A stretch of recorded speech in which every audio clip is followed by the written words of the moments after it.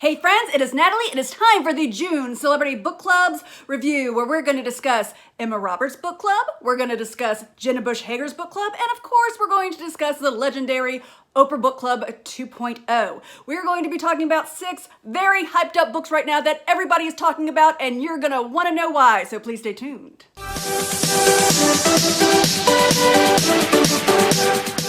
So we are going to start with Emma Roberts' book club that is known as the Bellatrix Book Club, simply because she's kind of on the top of my mind because I heard this morning that she just announced she is pregnant with her first child, so congratulations to her. So the Bellatrix or Emma Roberts book club pick for May was the Book of V. It was also a Good Morning America book club pick, and I can see why. This book was amazing. This book is being called a kaleidoscopic novel because it intertwines the life of 3 women. One is a mother in Brooklyn in 2016, one is a senator's wife in the 1970s, and then we have Queen Esther, which is a story from the Bible. And their stories of sex, power, and desire overlap and ultimately converge. And the synopsis says, because it's trying to show how women's roles have and have not changed over time. Now, like I said, I really enjoyed this book. This was definitely a 5-star read for me. And from the beginning almost to the end, you really do feel like you're reading 3 different books because the 3 stories are so separate, or so they seem. I think I was 3/4 through this book and I was like, I have no idea how these stories are going to converge. They have like nothing to do with each other. They're all stories about women. They're all really great stories I'm enjoying, but I don't see what they have to do with each other. And when they finally converged, it was just like, whoa, mind blown. So if you didn't watch the last video or if you forgot what this book was about a little bit more specifically, our first character is Lily. She is the mother in Brooklyn in 2016. She enjoys being a mother, but she always wanted to be a writer and she's trying to find that balance. Vivian is the senator's wife in the early 1970s, kind of the Watergate era, and she's really trying to be the perfect political wife. And then one night at a party, her husband asks her to do something absolutely humiliating, and it changes the course of her life and many other lives. Then we have Queen Esther from the Bible, who ends up kind of sacrificing herself to be the bride to the king in order to save her tribe. And so, like I said, all these stories, the way they converge, did not see coming. I don't even want to give you a hint of how they do because I don't want to ruin it for you. But yes, a very powerful book. I even got really misty at one section. Not going to tell you which section. Want you to read the book. But yeah, definitely a 5-star. Really great. So let's see what the Bellatrix Book Club, also known as Emma Roberts Book Club, has picked for the month of June. She has picked The Vanishing Half. Now, I have been hearing about this book everywhere. I saw it as one of my options for Book of the Month, but there were so many Book of the Month options that I wanted to read, so I did not get a chance to pick it then. But then when it was made the Bellatrix Book Club June pick, I was like, yes, I get to read it. It is also a Good Morning America book club pick. And really quickly, before I dive in to tell you what this is all about, please hit subscribe and please hit that notification bell if you would like to see future videos. I do not have a consistent upload schedule. I try to film at least once a week. You can also follow me on Instagram, but I do ask if you follow me on Instagram, please send me a little DM and let me know that you are following me from my YouTube channel, because I have been inundated with these really weird, not weird, but men who are following me in some kind of like they're pursuing me romantically, which I don't quite understand because it says wife on my homepage, and I mean, I'm older. I don't, think I'm just this beautiful hot woman. Like I'm totally confused why I'm having all these men just kind of almost like stalking me on Instagram. So I like to follow people back if they are book related and they are following me because of my YouTube channel. So please, just send me a little DM saying, yeah, I'm following you because I watch your YouTube channel, and then I will follow you back. But anyway, let's move on to this book. The reason that everybody is talking about this book is because this is a book about identical twins who are Black, and I'm going to assume maybe are lighter skinned. And as adults, one of them chooses to live as a Black woman, and one of them chooses to kind of sneak and pretend that she's a white woman to live a white woman's life. In fact, the twin who is passing off as white, her white husband does not even realize that she is not white. And I believe from the synopsis, we can assume that they are both going to have daughters, and their daughters are going to somehow, their lives are going to intertwine. And I'm sure after that happens, the story is just going to take off or explode. I can't wait to see where this is going. Like I said, I heard the author being interviewed on Good Morning America. I've been hearing about this book everywhere. It sounds amazing. I hope it's as amazing as it sounds. All right, let's move on to Oprah's Book Club 2.0. And if you're going, what are you talking about? Oprah had a book club that was in conjunction with her TV show, and then obviously she stopped doing her TV show. She now has a new book club that she started in the fall of 2019, and because she's kind of rebooting it, she's calling it the Oprah Book Club 2.0. Makes sense, right? So the latest book, I believe this was the April pick, was the Hidden Valley Road, Inside the Mind of an American Family. Now, this is a non-fiction book. It is about a family that is set kind of right after World War II, kind of in the baby boomers were being born, and they have 12 children, and over the course of their lives, 6 of their children end up becoming schizophrenic. And because 6 of their children end up becoming schizophrenic, they are one of the first families that are studied by the National Institute of Health, obviously to see, maybe there's some kind of a genetic thing going on with the schizophrenia if 6 kids from the same family who have the same mother and the same father have this disease. And this is a very sad disease. I mean, the children who have it all exhibit very different symptoms, but they all are very out of touch with reality. One of them, I had to read it twice because I thought, did I just read that correctly?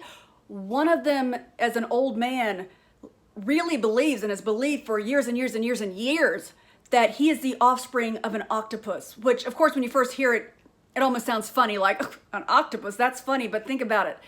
If somebody really believes that, and that's your brother or that's your son, that's not funny. That's just so sad. But the way Oprah's book club runs is she doesn't do a book every single month. She kind of does it like maybe once every 3 months because she likes people to really kind of have like each week be a discussion on something else, which is really cool. And you're probably going, then what are you going to be showing us this month? I'll explain in a minute. But yeah, if you have any interest in schizophrenia, I was a psychology major, so I was definitely interested. And it's just a fascinating story. And the couple, they're very normal. They have a very normal story. They both come from very normal backgrounds. There's nothing in either the mother or the father's background to, kind of foreshadow or forecast that maybe you're going to have 6 kids with schizophrenia. Not at all. I mean, they go into their past, and I can see nothing. There was no warning. There was nothing to make you think that they might have even 1 child with schizophrenia, let alone 6. So very, very interesting. It's a nonfiction. I do not rate nonfiction because nonfiction, if you're interested in schizophrenia, you might give this 5 stars. If you're not really into mental health or just aren't interested in the topic, then you probably wouldn't be interested in this book. So that's why I don't normally rate nonfiction books. But if you are interested in mental health and schizophrenia and mental disorders, this book is absolutely fascinating. So since Oprah doesn't do a book every single month, even though she's going to probably be announcing something very, very soon, I decided I would go back a little bit and pick the very first book that she did for her Oprah 2.0. So this is a book that she picked, I believe, in September of 2019. And it is The Water Dancer by Ta-Nehisi. I know how to say this person's name. I hear their name all the time. Ta-Nehisi Coates. And I have been told this book is fabulous. I've actually read just the first chapter because I wanted to get a feel for it, and the writing is absolutely beautiful. So the synopsis says, kind of in a nutshell, that Hiram Walker is a slave. He's born into slavery. His mother is sold when he's quite young. In fact, he has no memory of his mother, but she did gift him with something. It's some kind of magical gift. Now, I have not read far enough to find out what this magical gift is, but I heard it's basically he can bend time and do just some amazing things. I am so excited to jump into this book. I was telling a child about this book, and they said the saddest thing. They go, well, he's a slave, right? I was like, yes, but he's got some magic. I said, yes, he has some kind of magic. Why doesn't he use the magic to not be a slave? I thought, wow, yeah. I don't know. I said, after I read the book, I will find out, because wow, even a child is looking going, yeah, slavery was really awful. If they have some magic, can they do something? I said, I don't think this is like Harry Potter magic. I don't know if it's like a controlled magic, but wow, when that kid said that to me, I was like, wow, that is deep. But yes, this was what I'll be reading for the Oprah Book Club, and I cannot wait to share next month on how good it is. I hope it's good, and let you know if I think you should pick it up. All right, last but surely not least, we are going to jump into Jenna Bush Hager's book club that is also known as #ReadWithJenna. Her May pick was All Adults Here by Emma Straub. This book, if you follow the Reese Witherspoon book club, and if you're watching this video and you're not real familiar with my channel and you might be going, why aren't you covering Reese Witherspoon's book club? You know, she has one too. I actually do a separate video series on Reese Witherspoon, and you can go check that out. But the reason I bring up Reese Witherspoon's book club now is her March pick was The Jet Setters. And so many people did not like that book. So many people who follow her book club gave that book 1 star. And this book is similar to The Jet Setters, but stay with me. But I think where The Jet Setters, what bothered people about The Jet Setters is kind of fixed here. Not like she wrote this book to fix The Jet Setters. What I'm saying is the problems, when people would tell me why they didn't like The Jet Setters, the problems in The Jet Setters are not in this book. So that's why I'm saying if you didn't like The Jet Setters and you hear, wow, this is like The Jet Setters, it is, but it isn't. It is like The Jet Setters that our main character is a older woman and the other main characters are her grown children. And yes, also like The Jet Setters, all of them are at a sort of crossroads in their life. This one I'm probably giving 4.5 stars. So the main character, the older mother, is named Astrid, and she's kind of warming up the idea of sharing a secret with her family. And this is not just her grown children, she also has a granddaughter who's coming to stay with her for a while, and she's warming up to the idea of sharing this secret. But as she's kind of thinking, something happens that kind of shakes loose a memory of when she was a younger mother, and it bothers her because she's looking back in hindsight going, wow, I don't think I did a good job mothering in that instance, and oh my gosh, how has that affected my children? In fact, one child specifically, how has that child been affected by that decision I made as a young mother? She has 2 sons and a daughter. The youngest son she's worried about because he's got some maturity issues even though he's already a father. Her daughter is actually pregnant with a sperm donor, and she's having a lot of problems kind of letting go of her adolescence before the baby gets here. And then her older son, or oldest son, is very strict and kind of sets himself to very, very high standards to the point that that kind of worries her, your standards are so high that it can be very stressful. But I think my favorite character was the 13-year-old granddaughter that comes and stays with her. I just love the character. I love how she interacts with all the adults. And sometimes she almost seems to be a little bit wiser than all of them, but not in a condescending way. It's really a great book. And I really want to say to all of those out there who were like, oh, The Jet Setters, 1 star. Oh, this is like The Jet Setters, but if it had been so much better. And what has Jenna picked for us to read in June? She has picked a novel called A Burning. And I also wanted to read just the first chapter of this just to get kind of a feel for what it was, what the pace was.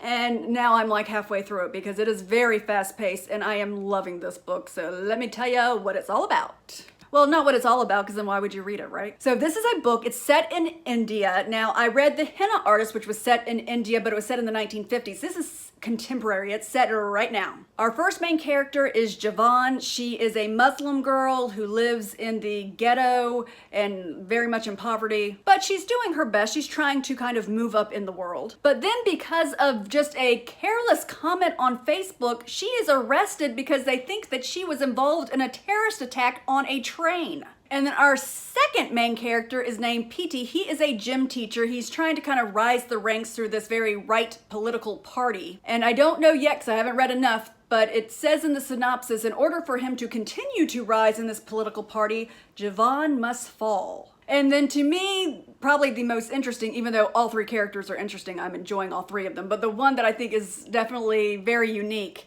is Lovely. Now, at first when I went, Lovely? Lovely is a transgender woman who is trying to make it in Bollywood. Now, Lovely has the alibi to get Javan out of jail, but, and I don't know why yet, like I said, because I'm only halfway through, But somehow it becomes, if she gives the alibi and saves Javon, it's going to destroy her dreams of being this actress in Bollywood. And like I said, already almost halfway through, very fast paced, really, really well done. I hope it continues to be great because I'm enjoying it so much so far.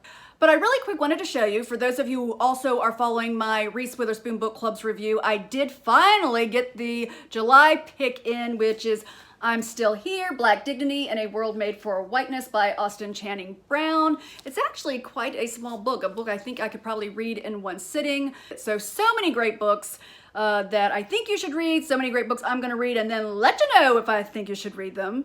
I will hopefully be doing my mid-year freakout tag soon. I still need to do my spring wrap-up because I haven't done a wrap-up in like 3 months. So that's what I'm hoping to get to you guys very, very soon. Thank you so much for watching, and I will check you guys out later. Bye.